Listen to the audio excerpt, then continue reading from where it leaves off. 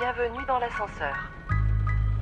Bienvenue à toutes et à tous. Dans les hors-séries de Bienvenue dans l'ascenseur, je vous présente des solutions concrètes pour aider les jeunes à prendre l'ascenseur social en France.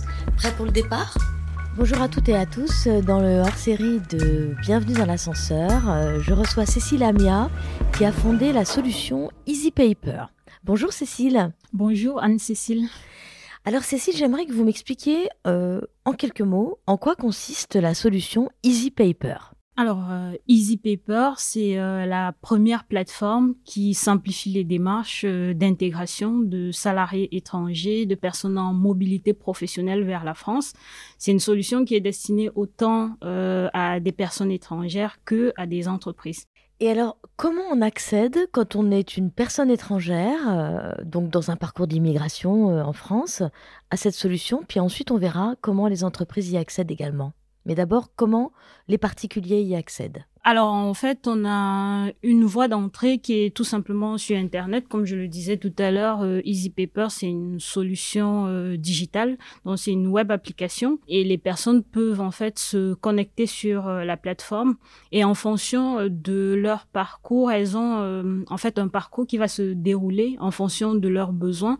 On peut partir du fait que la personne est en recherche d'emploi ou la personne est déjà recrutée ou a déjà une proposition auprès d'une entreprise. Et donc, en fonction de ça, on va proposer un parcours qui lui sera adapté, qui va se réadapter au fur et à mesure. Donc, pour bien comprendre, Easy Paper, c'est un arbre décisionnel qui s'adapte en fonction des parcours.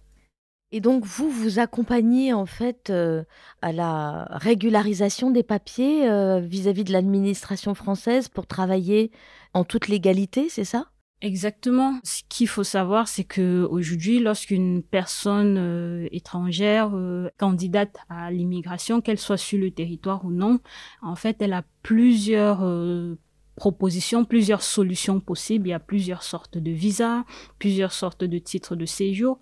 Donc, la question est celle de savoir quel est le titre de séjour, le visa qui est adapté pour mon projet professionnel. Étant donné que c'est un sujet qui est très technique, c'est un sujet qui est porté très souvent par des personnes qui ont l'expertise en mobilité internationale.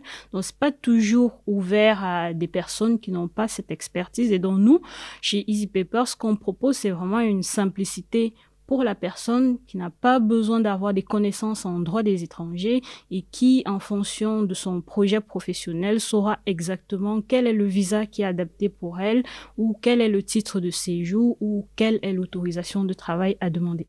Le tout sans avoir besoin de prendre un avocat spécialisé?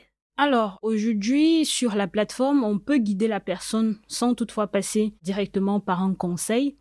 Après, il y a des situations qui sont plus complexes parce que, vous l'avez compris, c'est un grand modèle qu'on a développé et donc on préfère quand même que le modèle soit utilisé pour les cas les plus récurrents, donc pour des cas qui sont complexes ou pour des personnes qui sont en situation contentieuse ou éventuellement des personnes qui ont besoin de conseils.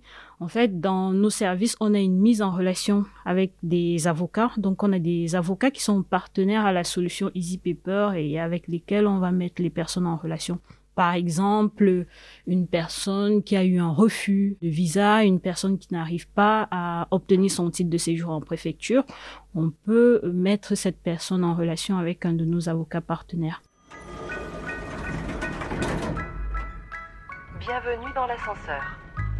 Alors, vous vous adressez aussi aux entreprises. Est-ce que c'est que aux entreprises privées d'ailleurs ou est-ce que ça peut être éventuellement à des entreprises publiques? Je pense par exemple aux hôpitaux, parce qu'il y a une forte nécessité de profils qui viennent de l'international, les médecins, les infirmiers, etc. Est-ce que vous adressez aussi à ce type d'organisme? Alors oui, je pense même que ce type d'organisme pourrait être beaucoup plus intéressé par la solution. Aujourd'hui, on s'adresse principalement à des entreprises qui sont dans les métiers en tension. Ça peut être des entreprises publiques, privées, ça peut être même des organisations, par exemple des associations. On travaille avec Singa, on travaille avec Tent. Et donc, en fait, nous, aujourd'hui, la solution, elle va partir sur la base du besoin de l'entreprise. Comme je disais, on vise les entreprises dans les métiers en tension et ce qu'on leur apporte, c'est vraiment une certaine fluidité dans la démarche. C'est aussi la limitation des risques de non-conformité. Bien sûr. Parce que c'est un gros sujet. Aujourd'hui, la non-conformité pour le recrutement ou l'intégration de collaborateurs internationaux, elle a un coût très élevé. C'est des risques pénaux. Oui. Pour les dirigeants, c'est 30 000 € d'amende minimum par profil. Pour recruter quelqu'un qui n'a pas en fait les papiers nécessaires pour travailler. Oui, c'est ça. Effectivement. C'est ça, en fait, le risque. C'est ça. Pour ces personnes-là, soit une personne qui est en situation irrégulière, soit une personne qui n'aurait pas la bonne autorisation de travail ou le bon titre de séjour qui est adapté pour le contrat qu'on lui propose. Il y a beaucoup d'entreprises qui pourraient avoir l'expertise, mais l'expertise aussi, elle a un coût. Et surtout, nous, en fait, ce qu'on veut, c'est démocratiser le sujet parce que les entreprises qui sont dans les métiers en tension ne sont pas toutes à mesure de se payer un expert en mobilité professionnelle. Et donc, on leur propose en fait un outil qui leur permet, quelle que soit leur taille, ça peut être le restaurateur du coin, ça peut être des très grosses entreprises, des grands groupes du CAC 40, mais en fait, finalement, elles ont toutes accès à un service hyper quali tout en limitant les risques de non-conformité et en couvrant ce besoin qui est quand même au départ le besoin en talents internationaux, sachant que aujourd'hui il y a quand même une sorte de, aujourd'hui pour se développer, il y a des enjeux de diversité. Dans les entreprises, on sait, il y a des études qui le prouvent que la diversité augmente la productivité. Puis, on sait aussi en même temps que au-delà de la diversité, aujourd'hui en France, il y a quand même un vrai sujet d'accès à la main-d'œuvre, par exemple pour des métiers comme la restauration, l'hôtellerie. Et donc, pour accéder en fait à ces talents, nous, on leur propose en fait un parcours administratif beaucoup plus fluide pour qu'ils n'aient pas en fait cette charge mentale. Vous avez cité la restauration et la construction ? La restauration, l'hôtellerie, il y a aussi mais il y a quand même de la aussi tech. les métiers de la tech, voilà, c'est ça. Il y en a plusieurs. Est-ce que vous pouvez citer d'autres types de métiers en Oui, tension ? bien sûr. Les métiers qu'on retrouve les plus, en fait, c'est dans la tech, par exemple, tout ce qui est cybersécurité. On retrouve beaucoup de manque, en tout cas de talent dans ces métiers.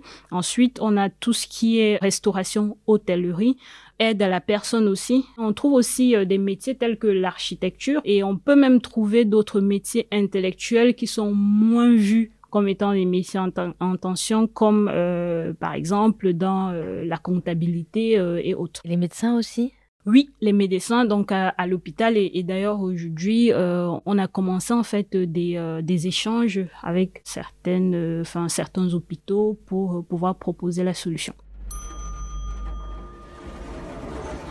Très bien. Concrètement, quand on a besoin de s'adresser à vous, comment on fait ? On est très agile dans la façon de nous contacter parce que déjà, on propose en fait des contenus sur les réseaux sociaux, donc les personnes peuvent nous contacter au travers de LinkedIn. Donc, il y a un compte LinkedIn Easy Paper, exactement. Il y a un compte même Facebook, Instagram, pour ceux qui sont à l'aise avec ces réseaux sociaux. Mais sinon, on a un site internet qui permet un accès direct en fait à notre application. Et en général, on peut proposer une démo de 15 à 20 minutes, surtout pour les entreprises, pour leur montrer comment fonctionne la plateforme pour qu'ils puissent la prendre en main. Merci beaucoup, Cécile Amia.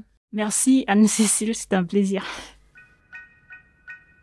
Si vous aimez ce podcast, abonnez-vous, parlez-en autour de vous, partagez-le sur les réseaux sociaux et laissez un avis, sans oublier de noter 5 étoiles.